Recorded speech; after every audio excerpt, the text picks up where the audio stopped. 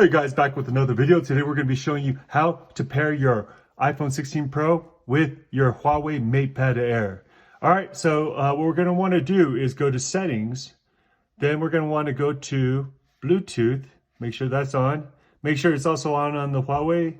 And soon we'll see devices pop up. It's loading right now.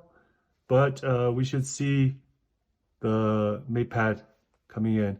If it's taking a little bit long, what you might want to do is go into your settings for your Huawei MatePad and then also allow Bluetooth to be on and searching. And see, as soon as we did that, it popped up. So now I'm going to go ahead, click that or tap that, and then it should give a number and it says Bluetooth pairing request. Go ahead, push pair. I'm going to push pair on both. And now we are connected.